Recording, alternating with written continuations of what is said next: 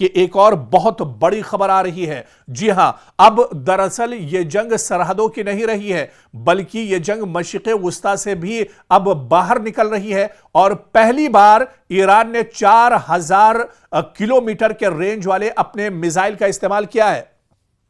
और यह हमला कहीं और नहीं किया गया, बल्कि डियागो गार्सिया में यह हमला किया गया है। जी हां, डियागो गार्सिया दरअसल यह बहुत इंपॉर्टेंट एक द्वीप है, यह बहुत इंपॉर्टेंट दरअसल एक जजीरा है, बल्कि पूरा का पूरा जजीरा दरअसल डियागो गार्सिया ये एक कह सकते हैं कि एयरबेस है। और ये एयरबेस दरअसल अमेरिका और ब्रिटेन का मुश्तरका ये एयरबेस है। यानी एक साथ ईरान ने पहली बार 4000 किलोमीटर के मिसाइल रेंज वाले मिसाइल से हमला किया है और डियागो गार्सिया को निशाना बनाया गया है। डियागो गार्सिया पर यह बहुत बड़ा हमला, दरअसल यह हमला अमेरिका और ब्रिटेन के लिए झटका माना जाता है। डियागो गार्सिया में अमेरिका का बहुत बड़ा एयरबेस है और इसी एयरबेस पर अमेरिका के B-2 बॉम्बर भी दरअसल तैनात रहते हैं। और अब ईरान लगातार ईरान की तरफ से हमलों में शिद्दत आती जा रही है। और अब यह सिर्फ मशरिक़ वुस्ता तक जंग नहीं रह गई,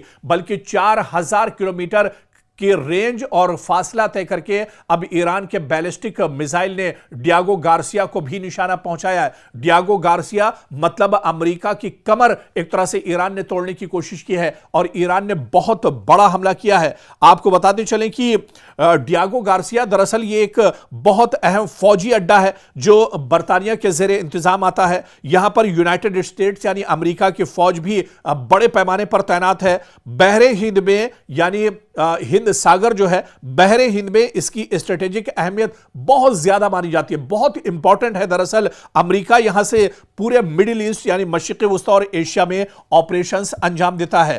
तो यह हमला यानी डियागो गार्सिया पर ईरान ने बहुत बड़ा हमला किया है। और आप देखिए कि बराह रास्त इस हमले के बाद यह अमेरिका पर हमला माना जा रहा है। डियागो गार्सिया पर ईरान का हमला मतलब सीधे सीधे यह हमला अमेरिका के ऊपर माना जा रहा है। वॉशिंगटन पर दरअसल यह हमला माना जा रहा है, क्योंकि अब एक तरह से यह जंग रीजनल नहीं रही या मशरिक़ वुस्ता तक यह जंग नहीं रही, बल्कि ग्लोबल लेवल पर भी अब यह जंग एक तरह से बढ़ रही है। अब डियागो गार्सिया तक ईरान का पहुंचना मतलब वो अब बहुत ज्यादा पावरफुल या यह कहा जाए कि और शिद्दत के साथ एक तरह से हमले कर रहा है और ग्लोबल लेवल पर अब एक तरह से खतरा बढ़ रहा है।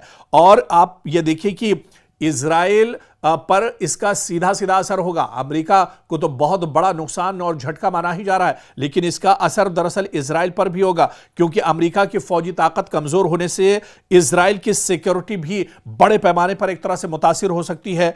और इससे कहीं ना कहीं इजराइल अमेरिका या उसके जो अलायंस ममालिक है, उसके जो इत्तेहादी ममालिक है, उनके लिए भी दरअसल यह बहुत बड़ा हमला माना जा रहा है, बहुत बड़ा झटका माना जा रहा है। और ऐसे में डियागो गार्सिया में जो हमला हुआ है, इसने दरअसल अब अमेरिका को भी चौंका दिया है। और इस बीच बड़ी खबर यह आ रही है कि अमेरिका के सदर डोनाल्ड ट्रंप अब दरअसल इस जंग से पीछे हटना चाह रहे हैं। डोनाल्ड ट्रंप चाह रहे हैं कि अब बातचीत ईरान के साथ होनी चाहिए, बातचीत से ही मसले का हल निकलना चाहिए। हालांकि शुरुआत इस जंग की अमेरिका और इजराइल ने की थी और ईरान ने उसी वक्त वार्निंग दी थी। ईरान ने उसी वक्त कहा था कि यह जंग शुरू तो इजराइल और अमेरिका ने की है, लेकिन इस जंग का खात्मा ईरान करेगा। यानी ईरान जब चाहेगा तभी जंग रुकेगी, तभी जंग एक तरह से थमेगी, वरना यह जंग चलती रहेगी। लेकिन अब जिस तरह से बड़े पैमाने पर इजराइल के अंदर तबाही हो रही है, पूरे मिडिल ईस्ट में हाहाकार मचा हुआ है। इसके अलावा डियागो गार्सिया तक अब ईरान के मिसाइल लगातार अब हमला कर रहे हैं। इजराइल का जो डिमोना शहर है वो भी